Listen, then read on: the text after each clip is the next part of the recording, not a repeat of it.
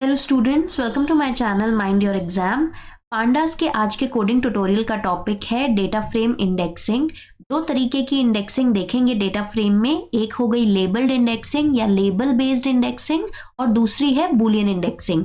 तो स्टार्ट करते हैं। सबसे पहले अपना एक डेटा फ्रेम क्रिएट करेंगे, जिसके लिए हमने यहाँ पे पांडास को इंपोर्ट किया है और उसे एक शॉर्ट नेम या एलियस नेम असाइन किया है पीडी।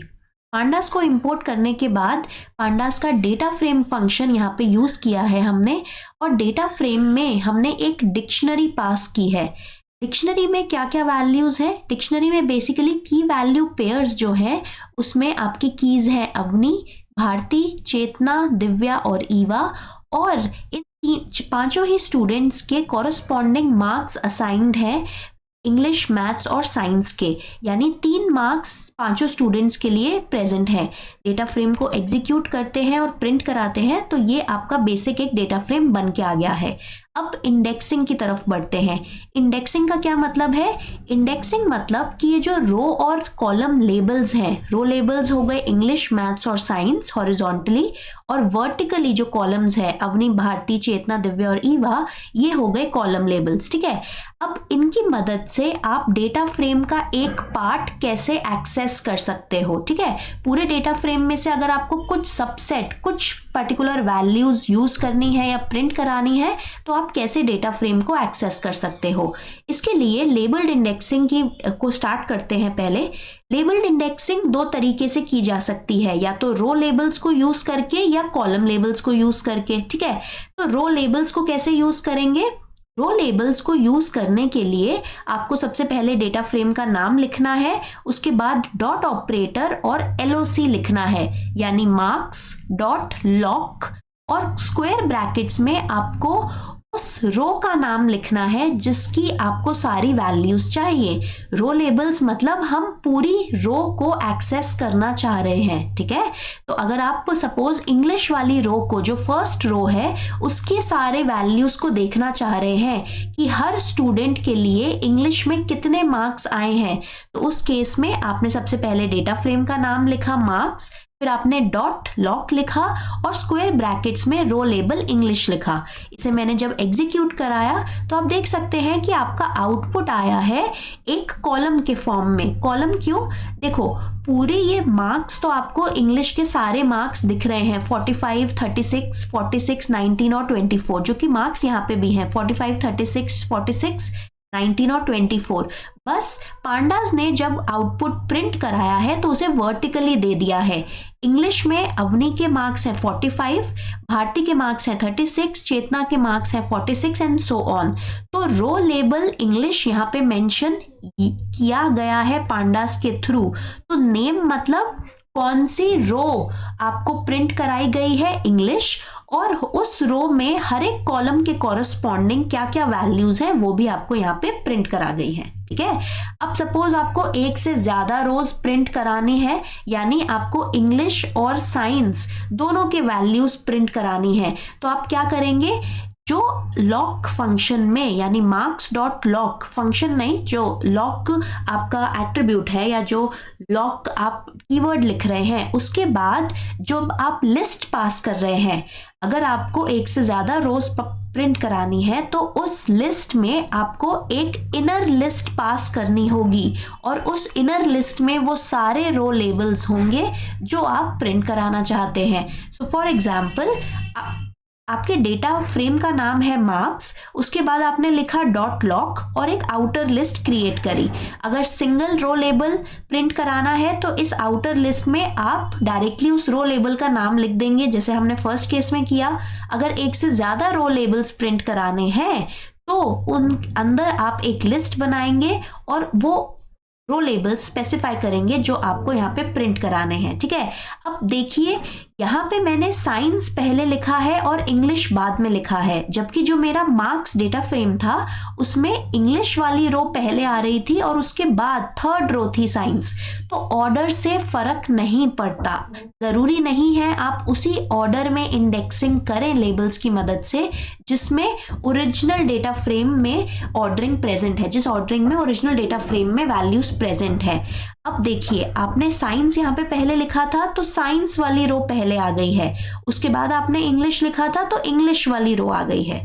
ठीक है, तो यहाँ पे ध्यान में ये रखना है कि इंडेक्सिंग के बाद भी अगर आप ओरिजिनल डेटा फ्रेम प्रिंट कराएंगे तो उस डेटा फ्रेम में कोई चेंज नहीं होगा, क्योंकि इंडेक्सिंग क्या करती है, सिर्फ एक पार्ट आपको प्रिंट करके देती है, ना रिमूव करती है ना चेंज करती है। तो जो साइंस वाली रो थी वो रो लास्ट थी हमारे ओरिजिनल डेटा फ्रेम की, जो अब फर्स्ट रो बन के आई है इंडेक्सिंग की, और जो इंग्लिश वाली रो थी वो हमारे ओरिजिनल डेटा फ्रेम की पहली रो थी, जो कि हमारे आउटपुट की अब सेकंड या लास्ट रो बन के आई है। ठीक है, तो ये थी लेबल बेस्ड इंडेक्सिंग रो लेबल्स की मदद से। अब लेबल बेस्ड इंडेक्सिंग अगर हमें कॉलम लेबल्स की मदद से करनी है तो कैसे करेंगे, सेम ही आपको तरीका यूज करना है, बस एक डिफरेंस है, आप रो लेबल्स के केस में लॉक वैल्यू या लॉक कीवर्ड यूज कर रहे थे, LOC। कॉलम लेबल्स के केस में आपको ऐसा कोई कीवर्ड यूज नहीं करना है। सपोज आपको चेतना के तीनों सब्जेक्ट के मार्क्स प्रिंट कराने हैं, तो उस केस में आप क्या लिखेंगे, डेटा फ्रेम का नाम और स्क्वायर ब्रैकेट्स के अंदर उस कॉलम लेबल का नाम आप लिखेंगे जो आपको प्रिंट कराना है। तो यहाँ पे मैंने चेतना लिखा है, इसे मैंने एग्जीक्यूट किया तो आप देख सकते हैं कि कौन सा कॉलम आपके पास आया है, चेतना, और उसके तीनों सब्जेक्ट्स के मार्क्स इंग्लिश, मैथ्स और साइंस 46, 27 और 48 आपको यहाँ पे प्रिंट होते हुए दिख रहे हैं। अब अगर आपको एक से ज्यादा कॉलम्स प्रिंट कराने हैं और अपने अकॉर्डिंग किसी पर्टिकुलर ऑर्डर में प्रिंट कराने हैं तो भी आप सेम चीज ही करेंगे, डेटा फ्रेम का नाम लिखेंगे, एक लिस्ट बनाएंगे और उस लिस्ट के अंदर एक इनर लिस्ट पास करेंगे।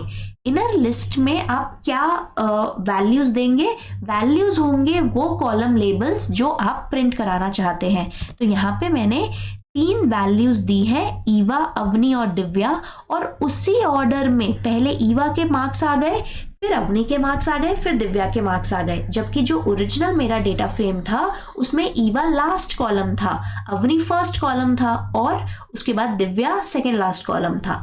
जबकि मैंने इंडेक्सिंग की मदद से अपने अकॉर्डिंग यहाँ पे ऑर्डर डिफाइन करके प्रिंट कराई हैं वैल्यूज। ठीक है, नेक्स्ट कॉन्सेप्ट पे आते हैं, बूलियन इंडेक्सिंग। बूलियन इंडेक्सिंग का क्या मतलब है, देखिए बूलियन, पाइथन में बूलियन डेटा टाइप जो होता है उसमें 2 ही वैल्यूज होती हैं, बूलियन ट्रू और बूलियन फॉल्स। तो अगर आपको डेटा फ्रेम में कंडीशन चेकिंग करनी है, यानी कंडीशन चेक करने के बेसिस पे आपको अपना आउटपुट प्रिंट कराना है या कंडीशन के बेसिस पे इंडेक्सिंग करनी है, तो आप बूलियन इंडेक्सिंग यूज करते हैं। और इसमें वैल्यूज जो आउटपुट आएगा वो ट्रू एंड फॉल्स के फॉर्म में आएगा। तो यहाँ पे अपना ओरिजिनल डेटा फ्रेम एक बार प्रिंट कराते हैं। अब सपोज आपको मैथ्स में उन सारे स्टूडेंट्स के मार्क्स जानने हैं जो कि 30 से ज़्यादा हैं, यानी आप चाहते हैं ये पता लगाना कि क्या जो अवनी स्टूडेंट है उसमें मैथ्स के मार्क्स 30 से ज़्यादा है या कम है, क्या भारती के मैथ्स के मार्क्स 30 से ज़्यादा है या कम है, चेतना के मार्क्स 30 से ज़्यादा है या कम है मैथ्स में, एंड सो ऑन। तो आप कैसे लिखेंगे, सबसे पहले क्योंकि आप रो लेबल्स पे ये इंडेक्सिंग परफॉर्म कर रहे हैं तो उस केस में आपको करना है कि जो भी आपका रोल, सबसे पहले तो डेटा फ्रेम का नाम आ जाएगा, फिर नॉर्मल लेबल बेस्ड इंडेक्सिंग की तरह डॉट लॉक आप लिखेंगे और फिर स्क्वायर ब्रैकेट्स में आप रो लेबल लिखेंगे। रो लेबल क्या है, मैथ्स, जिसके आप मार्क्स चेक करना चाहते हैं और आप चेकिंग क्या कंडीशन करना चाहते हैं, चेक क्या कंडीशन करना चाहते हैं कि कौन कौन से ऐसी स्टूडेंट्स हैं जिनके मैथ्स के मार्क्स 30 से ज़्यादा हैं। तो यहाँ पे जब आप इसे आउटपुट को प्रिंट कराएंगे आपको दिख रहा है कि नेम एट्रीब्यूट होता है डेटा टाइप का, कि आपको नेम वाली रो प्रिंट हुई है और उसमें सारे कॉलम्स के कॉरस्पॉन्डिंग आउटपुट आ गया है। अवनी के सामने ट्रू आया है, ट्रू मतलब हाँ अवनी के मैथ्स के मार्क्स 30 से ज़्यादा हैं क्योंकि उसके मार्क्स 32 हैं। भारती के सामने, चेतना के सामने और दिव्या के सामने आउटपुट आया है फॉल्स। इसका क्या मतलब है कि इन तीनों ही स्टूडेंट्स के मैथ्स के मार्क्स 30 से ज़्यादा नहीं है। और ईवा के सामने आउटपुट आया है ट्रू, जो कि अगेन 36 आप यहाँ पे देख सकते हैं, जो कि हमारी कंडीशन को ट्रू सेटिस्फाई कर रहा है, यानी ट्रू है कंडीशन हमारी ईवा के केस में, उसके मैथ्स के मार्क्स 30 से ज़्यादा हैं। ठीक है। तो बूलियन इंडेक्सिंग में नंबर 1 आप कंडीशन चेक करते हो और जो आउटपुट है वो कंडीशन के बेसिस पे ट्रू या फॉल्स के बीच में, ट्रू या फॉल्स के इन दोनों में से कोई एक आएगा। अब अगर आपको कंडीशन रो लेबल्स पे ना लगा के कॉलम्स पे लगानी है, यानी आपको चेक करना है कि सपोज दिव्या के मार्क्स कौन से सब्जेक्ट में 25 से ज्यादा हैं, तो आप क्या करेंगे, यहाँ पे आपने लिखा डेटा फ्रेम का नाम, क्योंकि आप कॉलम लेबल के साथ वर्क कर रहे हैं तो यहाँ पे लॉक नहीं आएगा कीवर्ड, डायरेक्टली स्क्वायर ब्रैकेट्स में आप कॉलम लेबल को स्पेसिफाई करेंगे और उसके बाद आप अपनी कंडीशन लिखेंगे। तो इसमें आपको आउटपुट दिख रहा है कि इंग्लिश, मैथ्स और साइंस तीनों का ही आउटपुट फॉल्स आया है, क्योंकि इंग्लिश में भी दिव्या के मार्क्स 25 से कम है, मैथ्स में भी और साइंस में भी, ठीक है। यहाँ पे डेटा टाइप आपको दिख रहा है बूल, क्योंकि ये जो वैल्यूज आई हैं वो बूलियन डेटा टाइप की है या बूल डेटा टाइप की है, जबकि नॉर्मल इंडेक्सिंग में जब आप वैल्यूज प्रिंट कराते हैं तो आपको दिखता है कि डेटा टाइप इंटीजर या जो भी कॉरेस्पॉन्ड